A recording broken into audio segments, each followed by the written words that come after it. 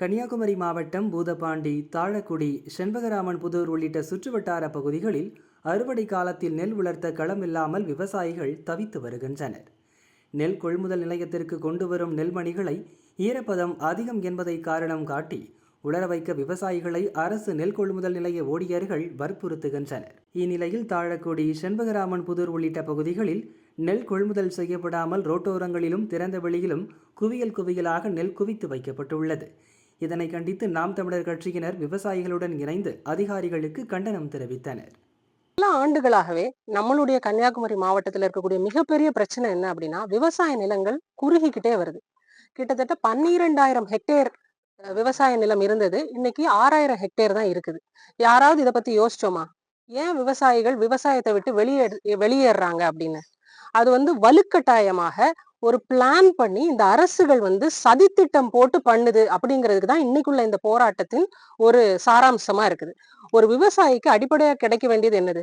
அவன் விளைவிக்கிற நெல்லை அந்த தரமான இடத்துல அவனால அரசு கொள்முதல் செய்து அவங்களுக்கு ஆதார விலையை இந்த அரசு கொடுத்துருக்கணும். அப்படின்னா அடுத்த கட்டமா அவன் விவசாயத்துக்குள்ள போயிடுவான். ஆனா குறிப்பா கன்னியாகுமரி மாவட்டத்துல இருக்கக்கூடிய பிரச்சனை என்ன அப்படின்னா, இவ்வளோ பெரிய மாவட்டம், இவ்வளோ விவசாய நிலங்கள் இருக்கக்கூடிய மாவட்டத்துல வெறும் 10 நேரடி நெல் கொள்முதல் நிலையம் தான் இருக்குது. இது திருநெல்வேலி மாவட்டத்துல 70க்கும் மேற்பட்ட நேரடி நெல் கொள்முதல் நிலையங்கள் இருக்குது. அப்ப ஏன் இந்த ஆட்சியாளர்கள் கன்னியாகுமரி மாவட்டத்தை வஞ்சிக்கிறாங்க? கன்னியாகுமரி மாவட்டத்தின் விவசாயிகளை வஞ்சிக்கிறாங்க. இது ஒரு பிரச்சனை.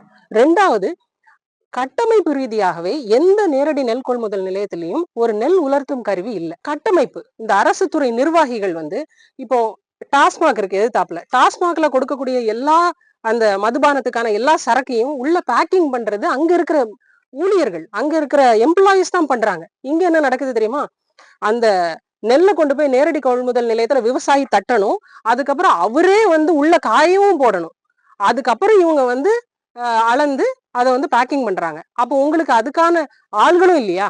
அப்ப எத்தனையோ பேர் அரசு வேலை வேணும்னு விண்ணப்பிச்சுட்டு இருக்காங்க. நீங்க அதையும் வஞ்சிக்கிறீங்க. அப்போ எங்க விவசாயிகள் விவசாய நெல்லையும் கொண்டு உங்களுக்கு உள்ளேயும் நாங்க காய வச்சு மூட்டை கட்டுறதுக்கும் நாங்க ஹெல்ப் பண்ணணும் அப்படின்னா நீங்க எதுக்கு சம்பளம் வாங்குறீங்க? அப்படி ஒரு கேள்வி இருக்கு. இன்னொன்னு, நம்மளுடைய நீர்ப்பாசனங்கள் கரெக்டா February 28 நீங்க மூடிட்டீங்க சேனலை. இன்னும் அவனுக்கு ஒரு 10 நாள் தண்ணி வந்தாதான் பயிர்கள் கரெக்டா விளைஞ்சு முடியும். ஆனா நீங்க 28 க்ளோஸ் பண்ணிட்டீங்க. ஆனா இது ஜூன் 1 திறக்கணுங்கிற அந்த கால்வாய் நீங்க ஜூன் 11, 15 தான் நம்ம விவசாயிகளுக்கு தண்ணியே வருது. அப்போ எங்களை தொடர்ந்து நீங்க இந்த அரசுகள் வஞ்சிக்குது. அதுதான் நம்ம இந்த கேள்வியா கேட்கிறோம். அப்போ விவசாயிகள் முழுசாக விவசாயத்துல இருந்து வெளியேற்றணும் அப்படிங்கிறது தான் இந்த அரசும் இங்க இருக்கிற எம்எல்ஏக்களின் சதி திட்டமா?